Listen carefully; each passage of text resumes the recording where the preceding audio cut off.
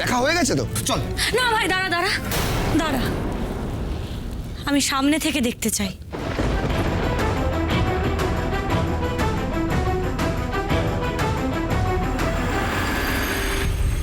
দিদি একবার কেল্লায় ঢুকে পড়লে সব শেষ হয়ে যাবে।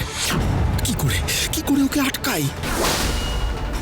বলছি, ওই কেল্লার উপরে ওরকম কালো মেঘ জমে আছে কেন? মানে রাজ্যের বাকি জায়গায় তো আকাশ পুরো পরিষ্কার ঝকঝক করছে। কুমার, তুমি কি কিছু জানো? আমি কি করে জানবো? তাছাড়া এদিকে বিশেষ কেউ আসে না। হ্যাঁ দিদি, দিদি,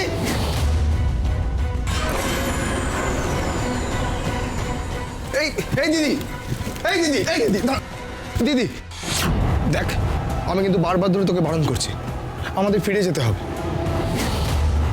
মা কিন্তু তোর দায়িত্ব আমার হাতে দিয়ে পাঠিয়েছে, অনেক দেরি হয়ে গেছে, আর আমার শরীরটাও ভালো লাগছে না একদম।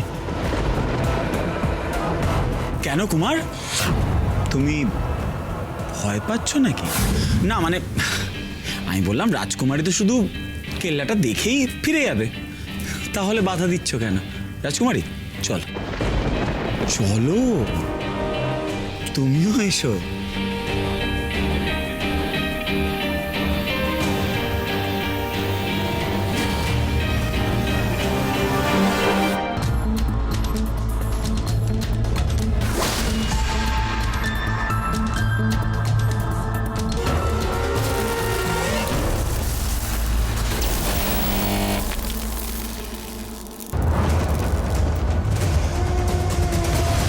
রাজকুমারী, দিদি, রাজকুমারী, রাজকুমারী,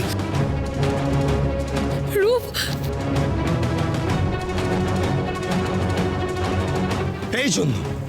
এই জন্য বারবার ধরে আমি বারণ করছিলাম। দিদির এত ধকল সহ্য হয়নি, ওর বিশ্রামের প্রয়োজন। কিন্তু রাজকন্যা তো এতটা নরম নন যে এইটুকুতেই চেতনা হারিয়ে ফেলবেন। উনি হলেন বীর যোদ্ধা। আমার মনে হয় উনি এমন কিছু দেখেছেন যার ধাক্কাটা উনি সামলাতে পারছেন না। এই একদম চুপ!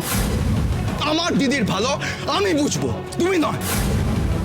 কুমার প্রাসাদে ফিরে যাক, তারপর এই কেল্লার রহস্য আমি উদ্ধার করব।